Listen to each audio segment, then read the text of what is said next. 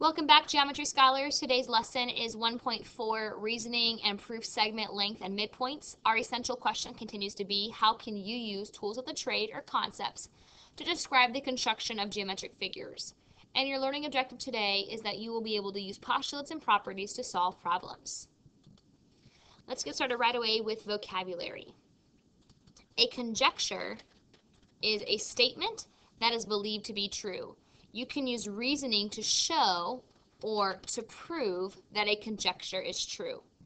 Inductive reasoning is the process of reasoning that a rule is true because specific cases are true, whereas deductive reasoning is the process of using logic to draw conclusions. A counterexample is an example that shows a conjecture to be false. And if you have a counterexample that shows the conjecture to be false, then the conjecture is then indeed false. A conditional statement is a statement that can be written in the form if P, then Q, where P is the hypothesis, then Q must be the conclusion. I would like you to write your own example of a conditional statement, but mine might be, if my stomach growls, then I am hungry. A conditional statement, if P, my stomach growls, then I am hungry. Properties of equality. There are lots of properties of equalities, and they're going to look really similar to other properties that you've discussed in previous classes. There's the addition property of equality, and all of these are something property of equality. So if A equals B, then A plus C equals B plus C. I can add the same thing to both A and B and end up with two equal numbers. If the same is true for the subtraction property. If A equals B, then A minus C equals B minus C. I can subtract the same thing from A and B and end up with the same result. And it goes on for multiplication. Multiply it by C, multiply both pieces by C, they're still balanced. Dividing, as long as C does not equal 0, divide them both by Z, still balanced. The reflexive property of equality says that A equals A. That makes sense. Taylor equals Taylor. Ice cream equals ice cream. A equals A. The symmetric property says that if A equals B, then I can switch them around. B then equals A. The transitive property of equality says if A equals B and then B equals C, then A must also equal C. So if A equals B, but B is also equal to C, then A is equal to C. Distributive, if A times the quantity of B plus C, then A times the quantity of B plus C can be read as or equals AB plus AC. Distributed the A to the B and the A to the C. And then the substitution property says if A equals B, then B can be substituted for A in any expression. And again, those are just simple properties. They kind of make sense. Addition, we're adding, subtraction, subtracting, and so on. So the first four are pretty easy. Reflexive is easy as well.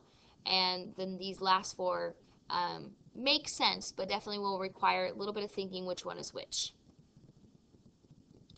So example number 1, we're going to use deductive reasoning or logic to solve the equation. And we're going to use the properties of equality to justify each step. So first of all, the first step is, here's the problem in the bold. So the first step is 14 equals 3x minus 4. Well, you might say that's exactly the same as what they already gave us. You are correct. That would be called the given. The next property of equality, what did they do on this problem? How did they get this 18? Well, in order to get the 18, they added 4 to both sides.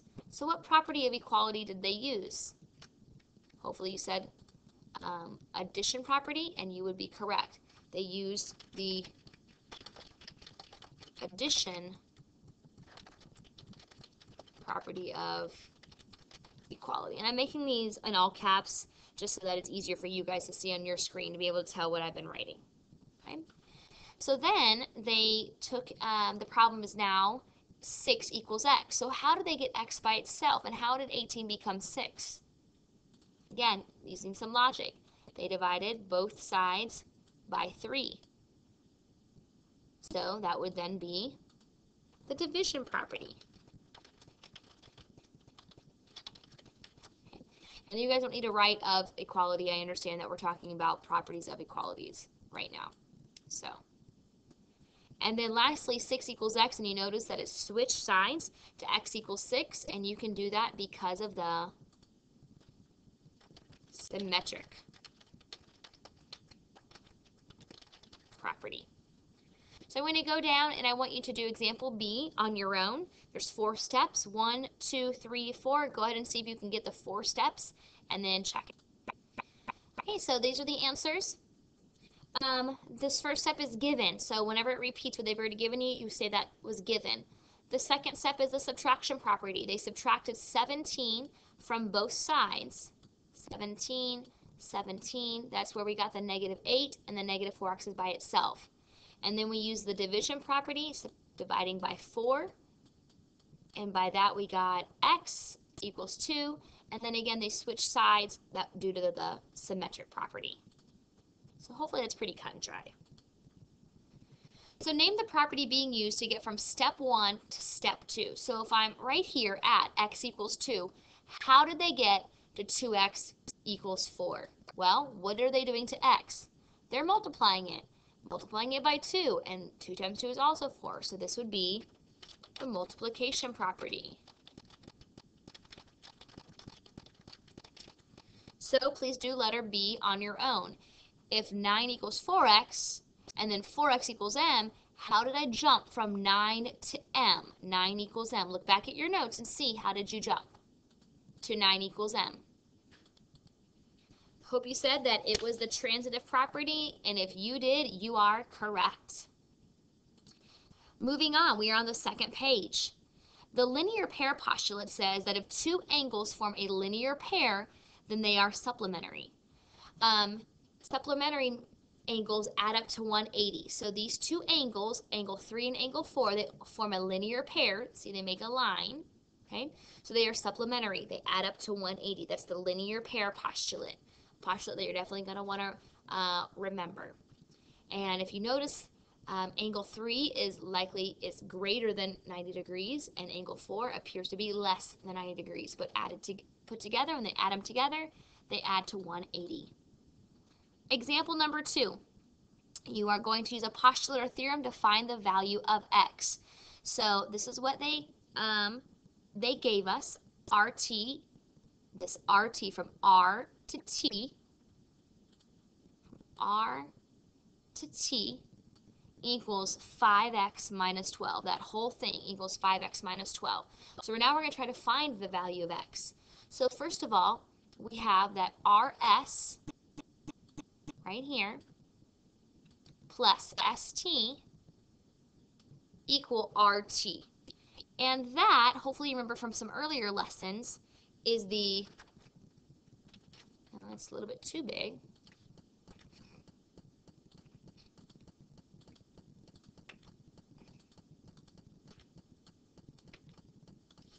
Delete this little guy.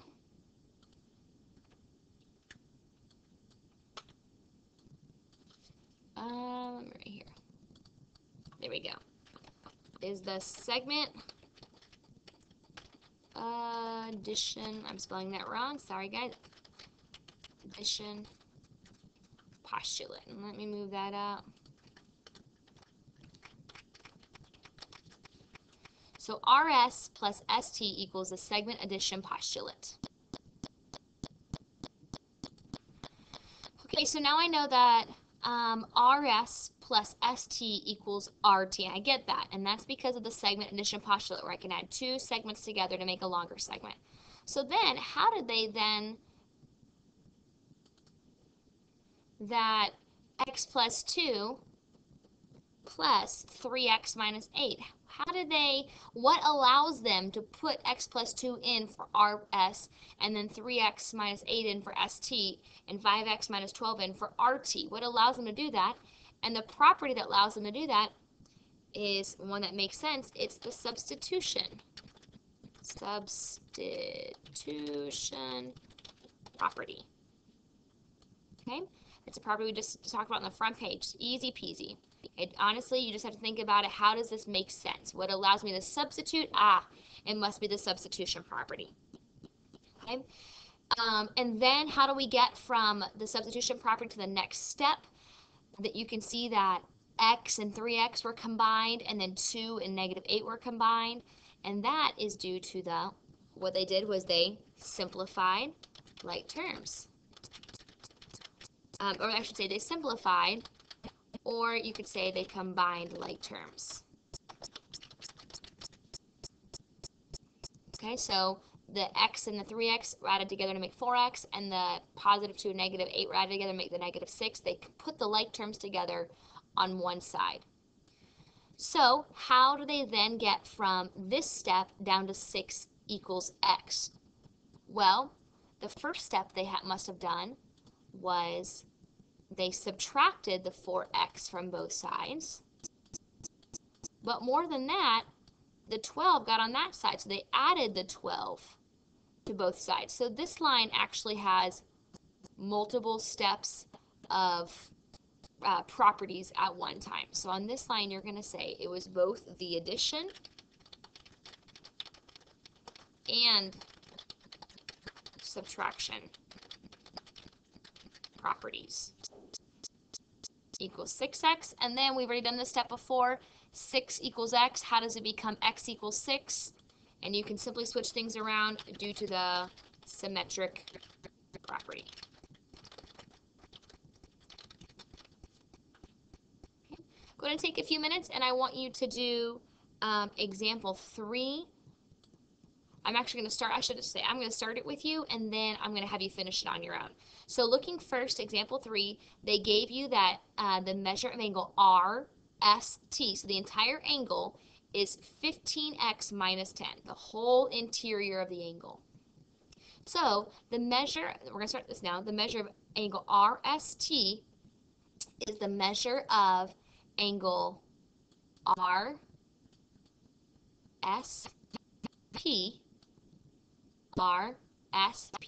plus the measure of angle PST. And I'm allowed to add those together. If you think back to this problem up here, we used the segment addition postulate because we were adding 2 segments. So what are we adding together right here? And hopefully you said angles, and you are correct. This is the angle addition postulate. You can add those together due to that postulate. So then I'm putting in values, and I want you to finish these next 4 steps on your own. See if you can get those on your own. Okay, hopefully you worked through this problem and you plugged in the values. First of all, we have the measure of angle RST we know is 15x minus 10 because that was in the given. So the measure of angle RSP is x plus 25 plus the measure of angle PST, which is 5x plus 10. And we know that the measure of angle RST is equal to the measure of angle RSP plus the measure of angle PST due to the angle addition postulate. And then we have, instead of having the letters, we have their actual values. And we were able to put those in due to the substitution property. And then from there, we're combining like terms. We get from this step right here, and mark it up. We get from this step down to this step, the second step, by combining like terms. X plus 5x is 6x. 25 plus 10 is 35. And then from that step, we get from this step to the next step by adding and subtracting. We add 10 to both sides. Add 10 to the 35. But then we subtracted 6x from both sides. Subtracted 6x. Okay? So that's how we got to this next step. So that gave us the 9x on the left side and the 45 on the right side. And in order to get x by itself, we have to divide by 9, therefore giving us the division property. So simple steps, just have to use your logic to say, how did they get there?